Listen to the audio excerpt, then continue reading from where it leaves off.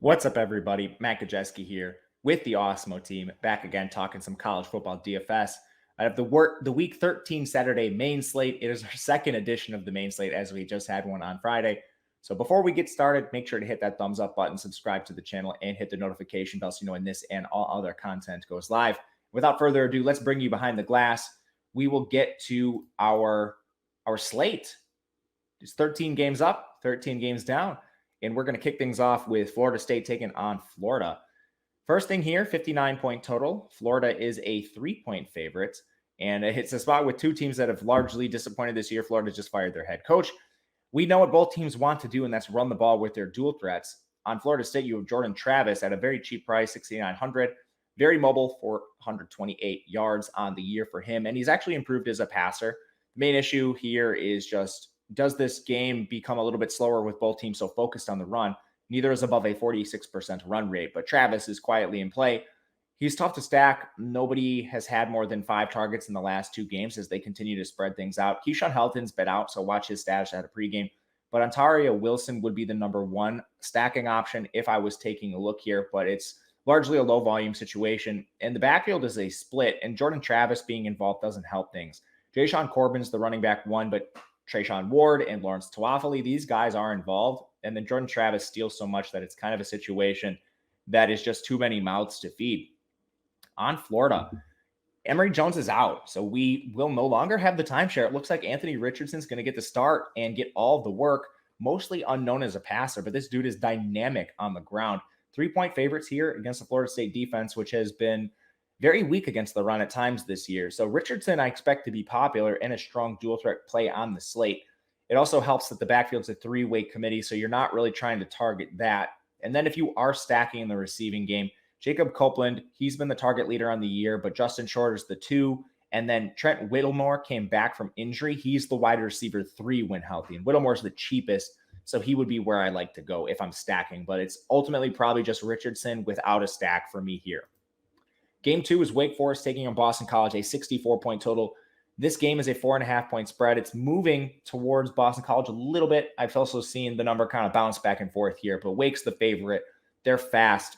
They're balanced in terms of pass rate. Sam Hartman's active as a rusher, 292 yards, averaging 316 passing yards per game.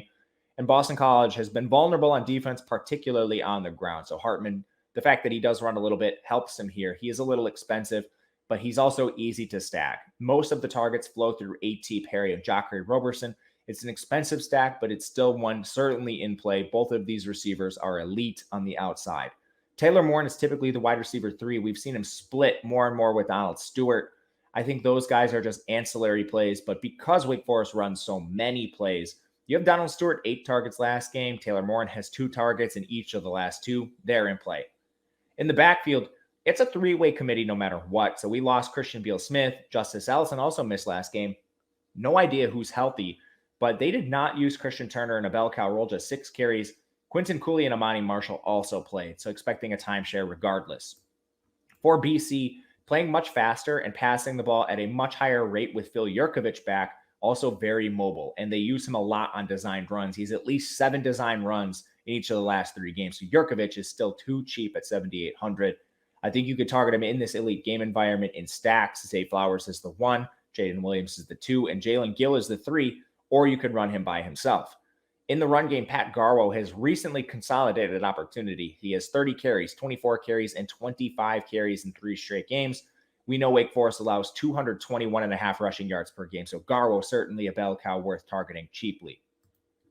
Georgia taking on Georgia Tech. Georgia has a near 45-point implied team total as 35-point favorites in a game with a 54.5 total in the rivalry against Tech, but it does not look to be competitive here. Stetson Bennett and JT Daniels continue to rotate to some degree. I expect that to be the case in these non-competitive games, so neither are in play. The backfield is a 3-way committee, sometimes 4 with DeJuan Edwards, and I think that's probably the case here. Not to mention Kendall Milton may be making his return, moving this to 5.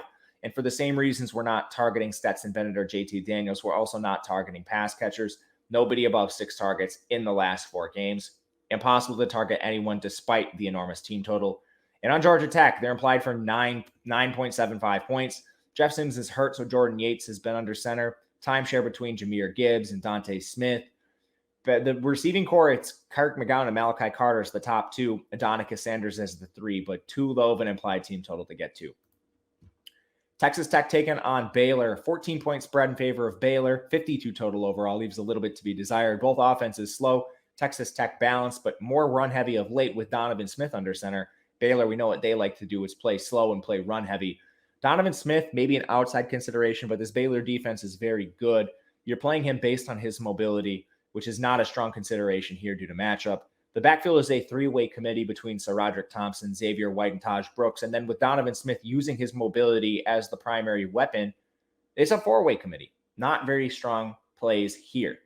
In the receiving core, Eric Ezukanma is the wide receiver one, but he still struggles for volume under Donovan Smith, not to mention efficiency. Kalen Geiger is the two, and then you don't have anybody else above 4 targets in the last 2 games. So another situation that is pretty brutal to target. On the Baylor side, Jerry Bohannon is a glorified game manager, somewhat mobile with 301 yards, but does not average even 200 yards passing. And in these game environments with low totals, high spreads, Bohannon is tough to see the upside with. If you do play him, Tyquan Thornton's the one. He's just flat out too expensive for a guy who hasn't seen more than 8 targets in any of the last 4 games. He also hasn't seen less than 7, but there's just very little upside without multiple touchdowns. RJ Sneed's the 2, Drew Stroud is the 3, and Ben Sims is the tight end.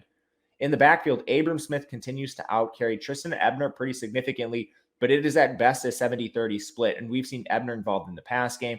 We've seen him pop up and render this a closer timeshare at times. So Abram Smith, he's a contrarian GPP play in that price range, but Ebner is still a thorn in his side. Ohio State taking on Michigan State, 64.5-point total, 8-point spread, competitive enough where we want to take a long look at these Ohio State players. And again, they're probably not priced up enough, even though they are very expensive. CJ Stroud is averaging nearly 350 passing yards per game. Ohio State is fast and they're pass heavy. And Michigan has not played the level of competition to warrant any sort of deterrent behavior towards this Ohio State offense. You can stack Stroud any way you would like. Garrett Wilson, Chris Olave, Jackson Smith, and Jigba all have a nearly equal target share and equal upside. Smith and Jigba, he has the most yards, followed by Wilson, followed by Olave, but any of them could pop off for a big game, and double stacks are warranted. Rutgers is their seldom targeted tight end. For the true contrarian option here, it is probably Trevion Henderson, who they've given a much larger workload in competitive games. And again, he has been held to just 22 carries over the last 2 games, but he was over 20 in the 2 prior. So much upside for Henderson, still averaging 99 rushing yards per game on just 15.3 opportunities. And again, competitive enough where maybe he sees that elevated workload. For Michigan, this team wants to run the ball, but at times they just have had to abandon it, which projects to be the case here. Games where McNamara's had a passing ceiling include Nebraska and Michigan State. He's not mobile, and he doesn't throw the ball a lot when Michigan can play according to their game plan. And if they get down in games, it likely suggests he struggled to begin with. So it's tough to trust McNamara.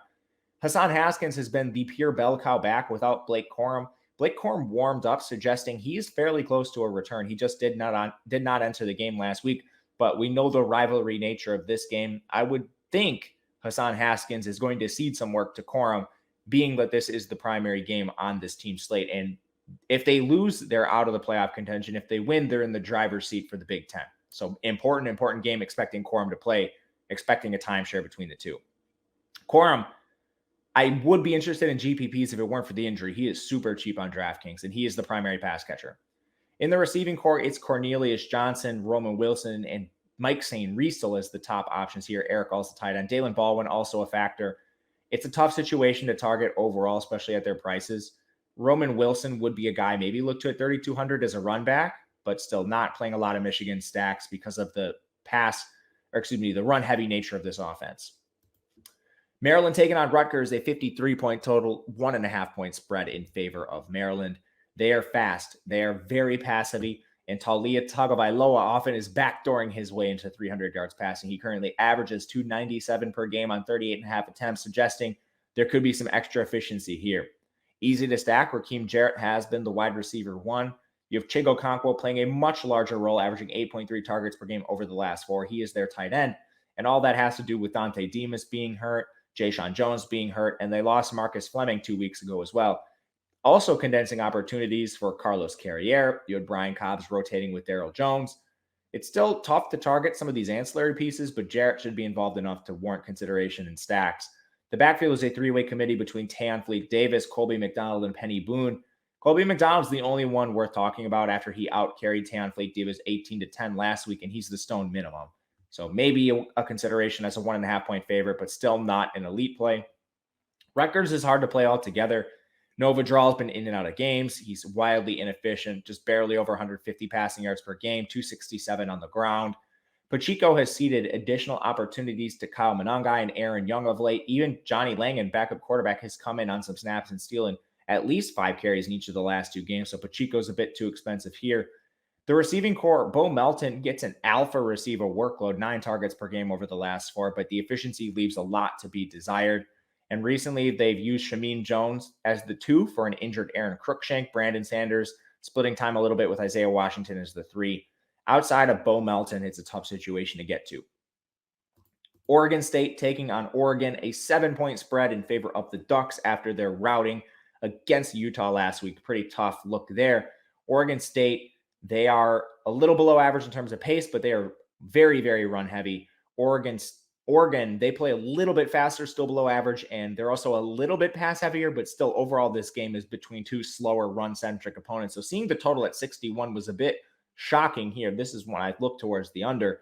But Chance Nolan is mobile, 214 rushing yards per game, not active as a passer, averaging just 191 there. In the run game, BJ Baylor has a very strong workload. He's at least 20 carries in 3 straight games, averages 109 yards per game. They will use Deshaun Fenwick, Trey Lowe. They come in here and there for carries, but still, they're both just change of pace backs. If you're stacking Nolan, you can use Trayvon Bradford as the wide receiver 1, but outside of him, it is a pretty nasty timeshare between Trayshawn Harrison, Tyjon Lindsley, tight end Luke Musgrave, Champ Flemings, like Zariah Beeson. These guys are all rotating on and off the field, making the stack a very difficult situation to get to. For Oregon, Anthony Brown is a game manager, but maybe a game manager plus because his rushing upside is a little bit higher than some other quarterbacks on the slate, 559 yards on the ground for him, and he does average over 200 as a passer. Just a very narrow range of outcomes. He seldom hits that 300-yard bonus. Travis Dye, Oregon got phased out of that game so quickly that Travis Dye had the floor performance of a lifetime, just 6 carries there.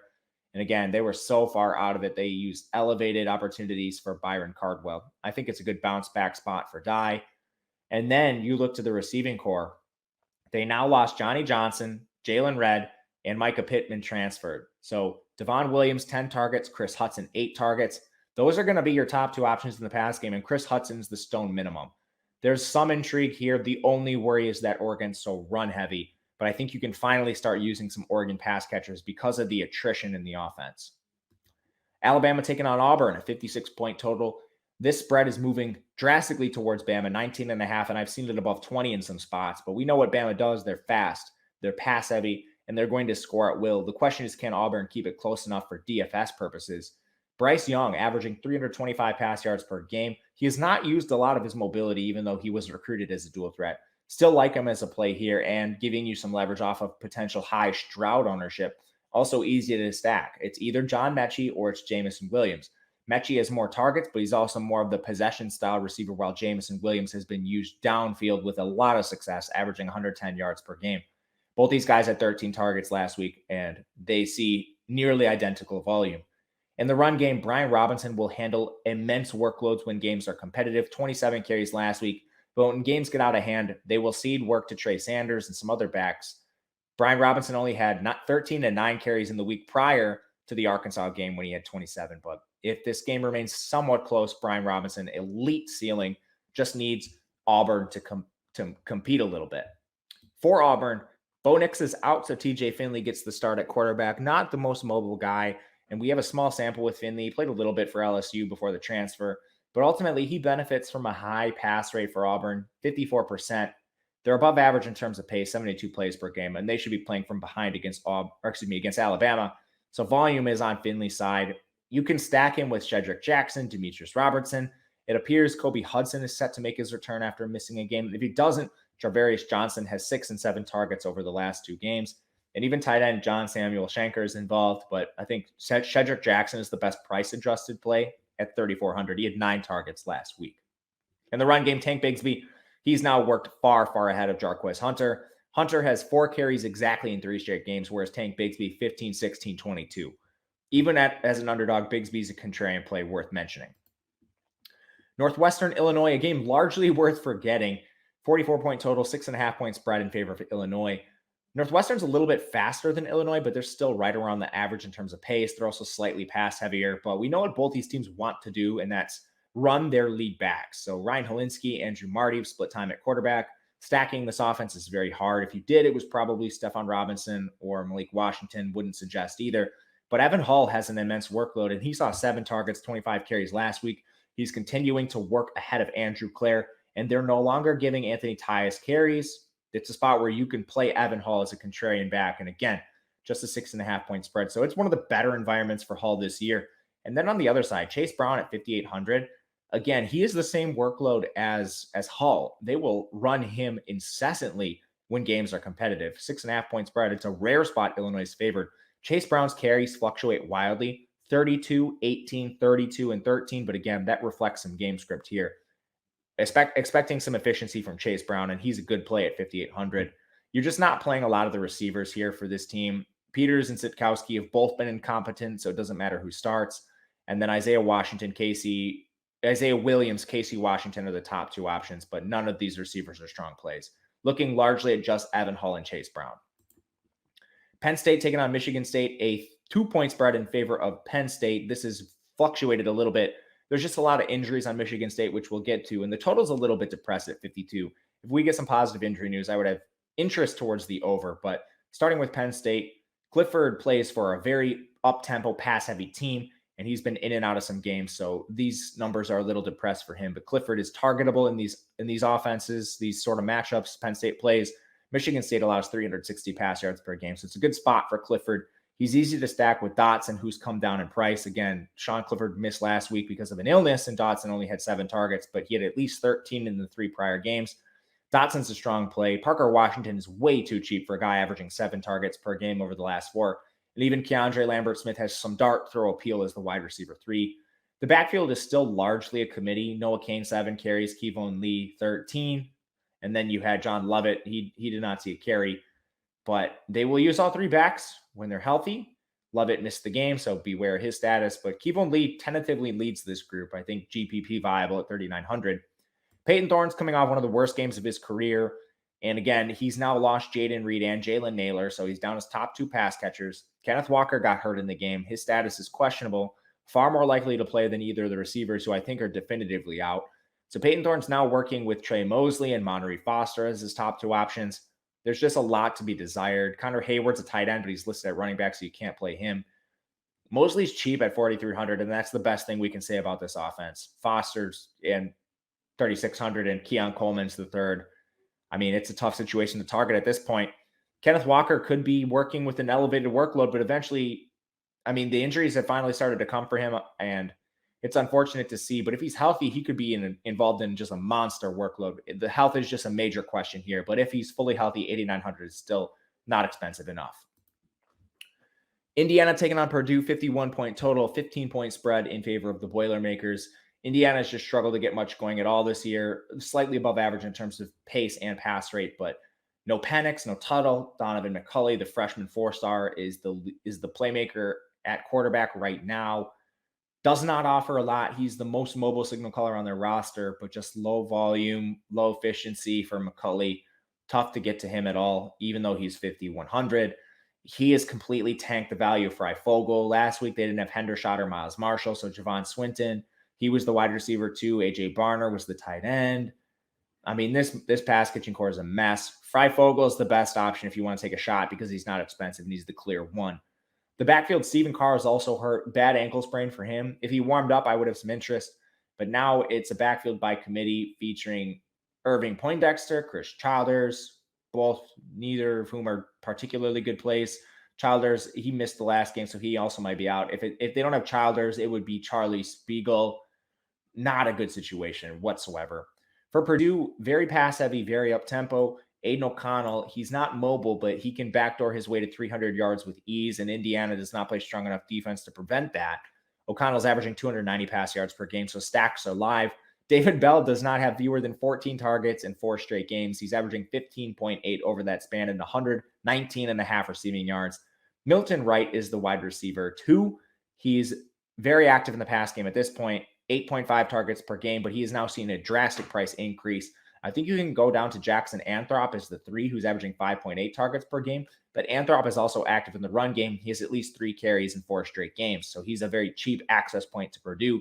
And we finally saw Xander Horvath, who's been back from injury. He outcarried King Doru 10-6. Expect this to be a split, but moving more in Xander Horvath's direction. And they're 15-point favorites over a defense allowing nearly 155 rushing yards per game. So Horvath has great GPP appeal.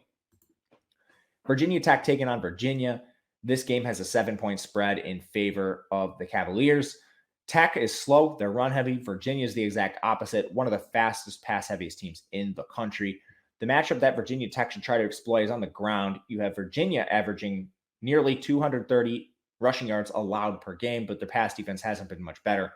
Braxton Burmeister is splitting time at quarterback now with Connor Blumrick, neither of whom is the clear starter, and there's a very real chance they both see work. So impossible situation to stack. In the backfield, Malachi Thomas.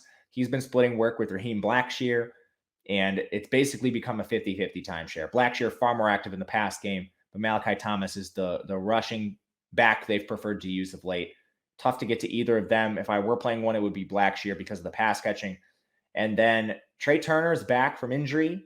Again, low volume passing attack, but the opponent, Virginia, props them up here. So Turner's the 1, Tavian Robinson's the 2, Caleb Smith the 3, Nick Gallo playing tight end. You want to look at some of these players in runbacks, but tough situation to get to overall because of the timeshares at every position.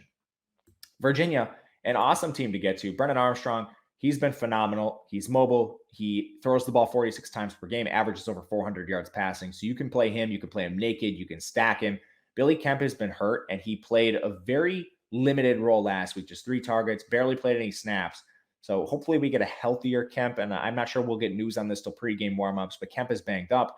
Keaton Thompson has emerged as one of the best, gadget players in college football. He has at least 10 targets over the last 4 games in every one of those contests, at least 3 carries. The dude is so involved and so explosive that even at 7,200, he's still a bargain.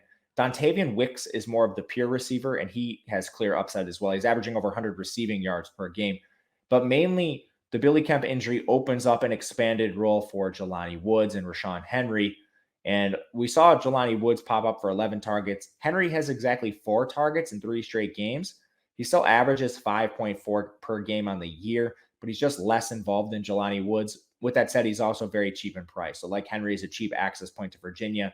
And then they rotate 4 backs onto the field, just 3 if you're not including Thompson, but a lot of guys handle carries in the backfield, so it's not a spot to get to the run game. Last game on the slate for DraftKings. We also have FanDuel available with A&M, Oklahoma, OK State, Kentucky, Louisville, etc. Make sure to check that out. It's available on our tools, and we have projections for it as well. But closing this out, Wisconsin, Minnesota, 39-point total, 7-point spread in favor of the Badgers. Both teams slow. Both teams run heavy. We know what they both want to do. This is going to be a slugfest. Mertz and Tanner Morgan are not in play at quarterback. Neither team has strong receiving options. Jake Ferguson's 3,200, and he leads the team with 51 targets, but still just 35 yards per game. The same can be said about the Minnesota receivers. Ottman Bell averages 50 yards per game, but really limited sample with him. If you're playing anyone, it's probably Ottman Bell, but outside of that, you're looking to the backs, and we need to start this with Braylon Allen. There's no Jalen Berger. There's no Garendo. There's no Ches Malusi. So Braylon Allen has handled a monster workload for this Wisconsin team. He's averaging 117 rushing yards per game. The 17-year-old freshman has been absolutely electric on the ground, and Minnesota's run defense has played an incredibly easy slate of competition. So while they only allow 104 yards per game, look for this to be a spot where Braylon Allen can still have a ceiling. And then on the other side, Minnesota's lost an equal number of backs. They've now lost Ibrahim. They've lost Bryce Williams. They lost Trey Potts. So Kai Thomas is working in a timeshare with Marquise Irving, but it is about a 60-40 split towards Kai Thomas, maybe 70-30 in some games. But they're such a run-heavy team that both can get there. Kai Thomas has 30 and 26 carries in back-to-back games. Marquise Irving has 17 and 14. And again, volume is the key. These guys can backdoor their way towards 100 yards, Kai Thomas in particular, so he's the best play from this game. But that'll do it for us. Let me know your favorite play in the comment section. Would love to hear it. I am Matt Gajewski on Twitter at Matt_Gajewski. Thank you guys for watching, and we will see you again next time.